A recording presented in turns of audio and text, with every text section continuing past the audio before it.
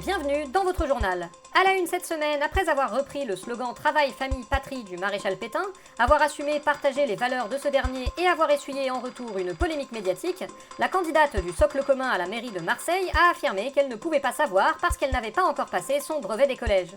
En Corée du Nord, Kim Jong-un a été réélu largement secrétaire général du Parti des travailleurs. Sofia Chikirou a salué une grande victoire pour la démocratie à caractéristiques coréennes.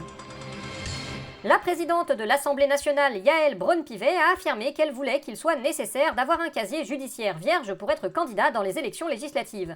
Yaël Braun-Pivet, vous confirmez vos propos? Bien sûr, ça me paraît être une position de bon sens dans un contexte... Non, tais-toi. Elle a rien dit du tout. Pourquoi vous lui coupez la parole comme ça, Gérald Darmanin? Bah ouais, c'est quoi le problème? Bah ce que t'as dit là. Qu'il fallait un casier judiciaire vierge... Chut. Mais quoi, Mais non, mais stop, pense aux copains. Si on fait ça, on va bientôt plus pouvoir présenter personne.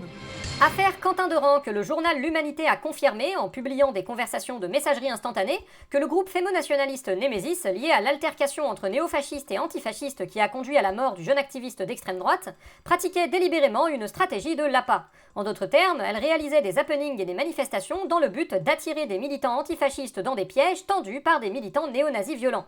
À mes députés, vous êtes député Renaissance, quelle est votre réaction? On a fait une minute de silence pour ça. Eh oui, c'est pourtant pas faute de vous avoir prévenu. Aucun regret. Affaire Quentin Durand toujours, la manifestation en hommage aux manifestants se serait passée dans un calme relatif. Bah ouais, normal, y avait personne. Vous ne pouvez pas dire ça, Mathilde Panot, on a dénombré au moins 254 saluts nazis pendant l'ensemble de la marche. Ah oui, effectivement, j'ai rien dit, y avait des gens en fait. Vous voyez, vous êtes de mauvaise foi. Au fait, vous allez nous inviter à vos prochaines conférences de presse? Non. Bon, d'accord. Et pendant ce temps, à l'Élysée, un certain président semble avoir du mal à accepter une certaine réalité. Monsieur le Président, j'ai une mauvaise nouvelle. Je commence à avoir l'habitude. C'est quoi la mauvaise nouvelle? Eh bien... Attendez, laissez-moi deviner. La gauche va déposer une motion de censure. Non. Ok, alors, voyons voir. Sébastien veut encore démissionner? Non plus. Gabriel a fini de retourner tous mes députés contre moi? Non plus. Marie n'est pas condamnée en justice, finalement? Non plus. Bon, bah ça doit pas être une nouvelle si grave que ça, alors. Dites-moi. Votre popularité est en baisse. Quoi? Eh, c'est pas normal, ça. Je suis à combien? 97% d'approbation? 96? Non, me dites pas que je suis passé en dessous des 90. Bah, c'est-à-dire que vous pensiez être au-dessus? Mais oui. Non?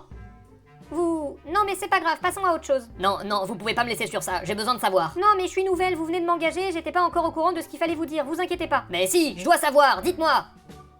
Allez, Vous êtes à 18%, monsieur le président. Ça veut dire que je suis virée? Pour notre entretien du jour, nous nous retrouvons avec le président de la République, Emmanuel Macron. Emmanuel Macron, bonjour. Salut les connards. Emmanuel Macron, le journal La Gazette des Communes a révélé qu'en 6 ans, le parti Renaissance, que vous avez fondé, était passé de 10 000 à seulement 2 000 conseillers municipaux sur tout le territoire français. Faut-il y voir un échec de l'implantation locale de votre parti? Non, j'y vois plutôt le succès de l'échec de l'implantation locale de mon parti.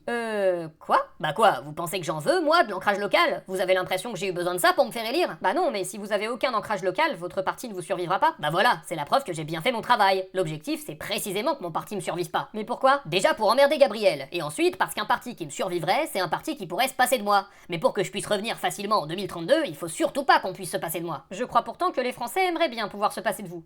Et définitivement. Nous vous souhaitons une soirée. À bientôt.